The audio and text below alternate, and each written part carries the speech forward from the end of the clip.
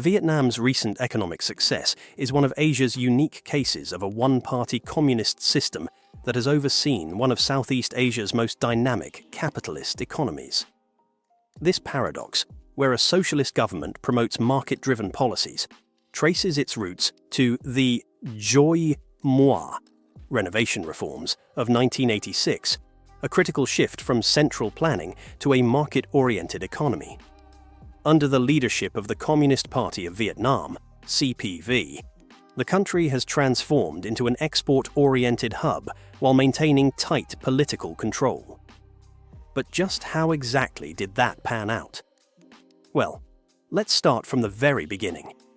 In the 1980s, Vietnam's economy was stagnant, plagued by food shortages, hyperinflation, and a largely agrarian base.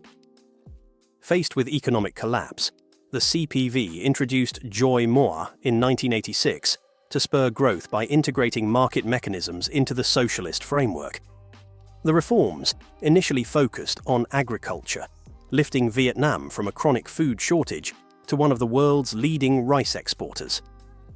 Over time, Doi Moi expanded into other sectors, including manufacturing and services, resulting in foreign direct investment (FDI) surges, a booming manufacturing sector, and sustained economic growth. Today, Vietnam is celebrated as a development success story. The country's GDP growth has averaged 6 to 7% annually over the last few decades, making it one of Southeast Asia's fastest-growing economies. Despite this, the Communist Party has retained full control of political power, ensuring that economic reforms are not accompanied by political liberalization. In fact, the CPV's tight political grip and efforts to limit civil liberties, suppress dissent, and control the media continue to coexist with economic liberalization policies. Vietnam's embrace of capitalist policies under the CPV's tight political control illustrates a unique model of governance. While other former socialist states, like China, have also adopted market mechanisms, Vietnam has done so while maintaining a highly centralized, authoritarian political system. Unlike democracies, where market liberalization typically leads to political reforms, Vietnam has retained its single-party structure, suppressing dissent, limiting civil liberties, and controlling media. This model presents a paradox. A communist party committed to socialist principles presiding over one of Southeast Asia's most open economies.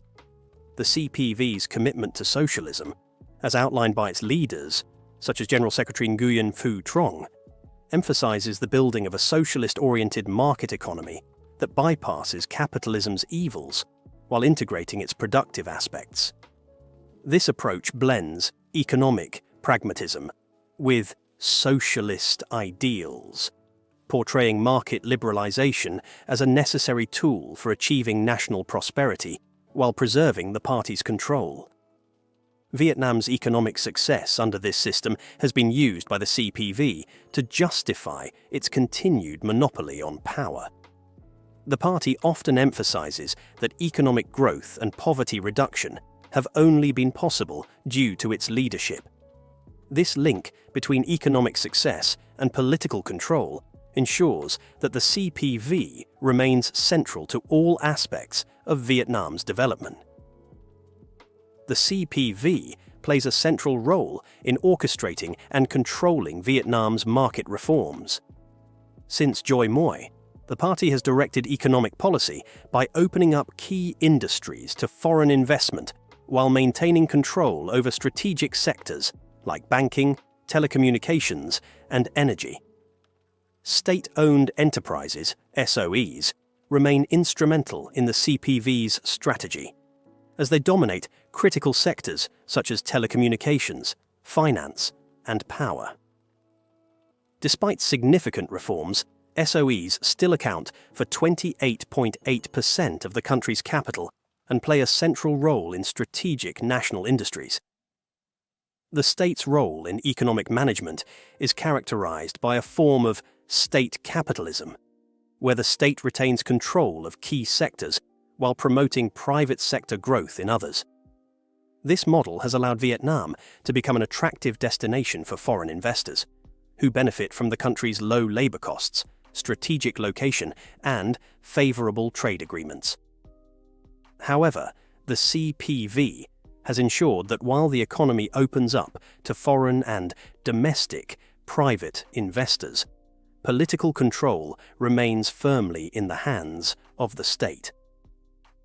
The private sector is encouraged to thrive, but the party makes it clear that it will not tolerate political challenges to its authority.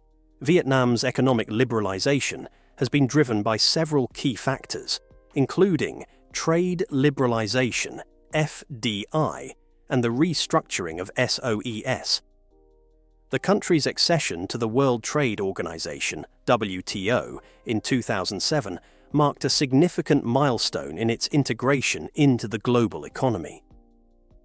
Vietnam's participation in regional trade agreements, such as the Comprehensive and Progressive Agreement for Trans-Pacific Partnership, CPTPP, and the Regional Comprehensive Economic Partnership, RCEP, has further boosted its trade and investment prospects.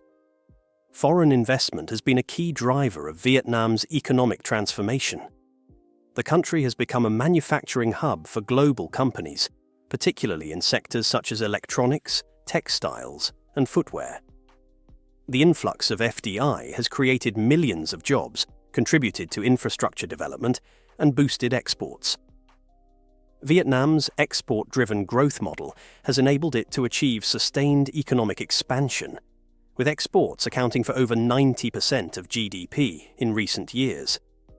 The restructuring of SOEs has also played a critical role in Vietnam's economic liberalization.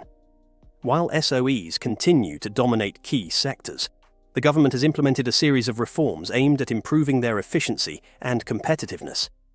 These reforms have included the equitization, partial privatization, of SOEs, the reduction of government subsidies, and the promotion of greater transparency and accountability within SOE management. Despite these efforts, challenges remain in fully reforming the SOE sector. Many state-owned enterprises continue to operate inefficiently, burdened by high levels of debt and low productivity. Moreover, the process of equitization has been slow, with many SOEs retaining significant government ownership even after privatization. The CPV's reluctance to fully privatize SOEs reflects its desire to maintain control over strategic industries and prevent the emergence of powerful private interests that could challenge its authority. But anyway, do let us know what you think. Thanks for watching.